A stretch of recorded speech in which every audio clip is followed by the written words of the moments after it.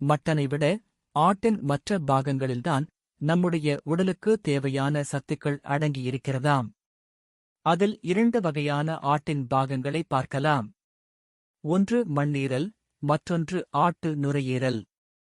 இந்த மண்ணீரலை சுவரொட்டி என்றும் சொல்வார்கள். இது பச்சையாக இருக்கும்போது சுவற்றில் ஒட்டிக்கொள்ளுமாம். அதனால்தான் சுவரொட்டி என்று பெயர் வந்ததாம். முடக்குவாதம் உள்ளவர்களுக்கும், சிறுநீரக தொற்று உள்ளவர்களுக்கும், கல்லீரல் பிரச்சனை உள்ளவர்களுக்கும் இந்த சுவரொட்டி கை கொடுத்து உதவுகிறது. வாய்ப்புண், வயிற்றுப்புண்களையும் இந்த மண்ணீரல் போக்குகிறது. இந்த மண்ணீரலை உப்பு சேர்க்காமல் சூப் செய்து குடித்தால்தான் முழு பலன் கிடைக்குமாம். குறிப்பாக பெண்களுக்கு இந்த மண்ணீரல் கை கொடுத்து உதவுகிறது.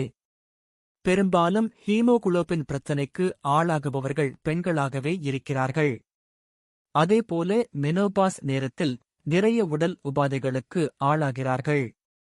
அதேபோல மாதவிடாய் நேரத்தில் அதிக இரத்தப்போக்கு ஏற்படுவதால் அனீமிக் பிரச்சனையால் அவதிப்படுகிறார்கள். இதற்கெல்லாம் தீர்வு தருகிறது மண்ணீரல். ஆட்டு நுரையீரல் சத்துக்கள் நிறைந்தது. நீரால் நிரம்பியிருக்கும் இந்த நுரையீரல்களில் கொலஸ்ட்ரால் அவ்வளவாக கிடையாது.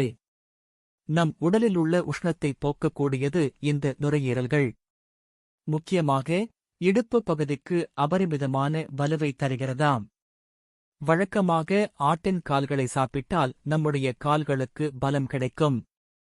ஆட்டின் நெஞ்செலும்பு சாப்பிட்டால் நம்முடைய நெஞ்செலும்புக்கும் சக்தி கிடைக்கிறது. அதுபோலவே ஆட்டின் நுரையீரல்கள் சாப்பிட்டால் நம்முடைய நுரையீரலுக்கும் பலத்தை தருகிறதாம். குறிப்பாக மூச்சுத் திணறல், ஆஸ்துமா பிரச்சனைகளுக்கு இந்த நுரையீரல்கள் அருமருந்தாகின்றன. ஆனால் இந்த நுரையீரலை நன்றாக கழுவி சமைக்க வேண்டும். இந்த பதிவு உங்களுக்கு பிடித்திருந்தால் லைக் மற்றும் சப்ஸ்கிரைப் செய்து பகிருங்கள்.